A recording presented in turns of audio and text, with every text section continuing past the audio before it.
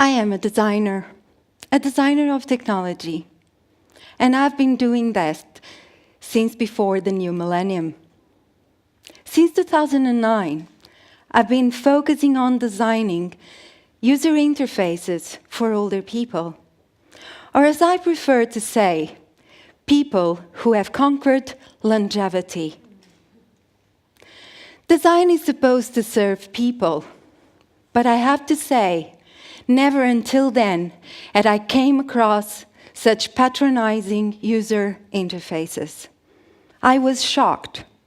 The stigma and the preconceptions were beyond belief, as if a certain kind of feeling of otherness existed towards older people.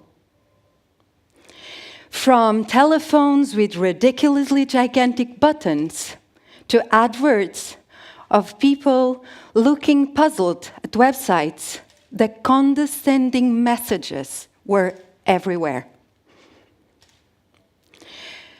The truth is that those examples are still too easy to find. Some of you will remember a video of a commercial that shows a father and daughter preparing food in the kitchen. And while the daughter is stirring up the food in the pot, her father is chopping the vegetables behind her. And at some point, she turns to her father and asks, "Hey, Dad, how are you enjoying the tablet I gave you for your birthday?" To what he replies, "Oh, it was great." But then, as he brings the vegetables into the pot, it turns out that the chopping board is, in fact, the tablet.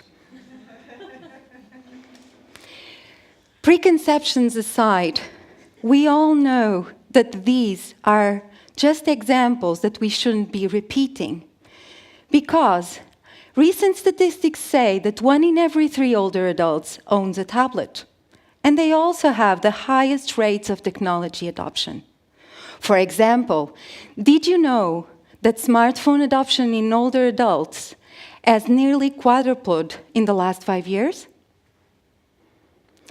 Also, preconceptions aside, it's not difficult to find an older adult who got hooked on Skype and how that has been reconnecting families and generations. So basically, the message is, if technology is designed correctly and serves a purpose, it will be adopted. Personally, as a designer, I like to develop products and services that work, empower older people, and enable their active and continued participation in society. And in order to do that, I believe we need to ditch the assumptions and the feelings of otherness, because unless we involve them, it is unlikely that we will develop for a positive and empowering user experience.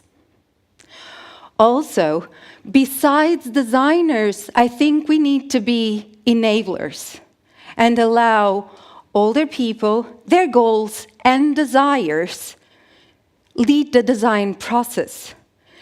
And be sure that we are designing for them and not just the stereotypical image of an incompetent person we have of them, society, you, even I, may have of them.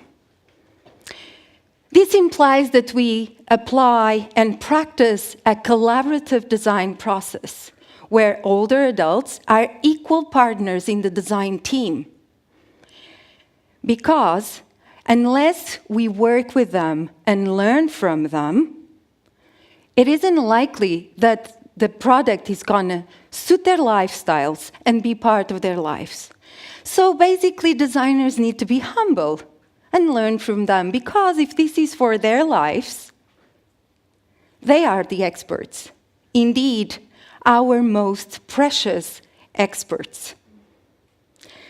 And then, if we make sure that we practice a collaborative design approach, we can add our personal touch.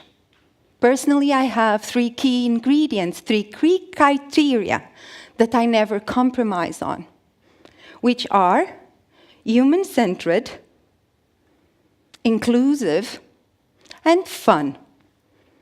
Human-centered because design needs to suit a human need, needs to serve a human need that respects and extends human nature, regardless of the age of the person.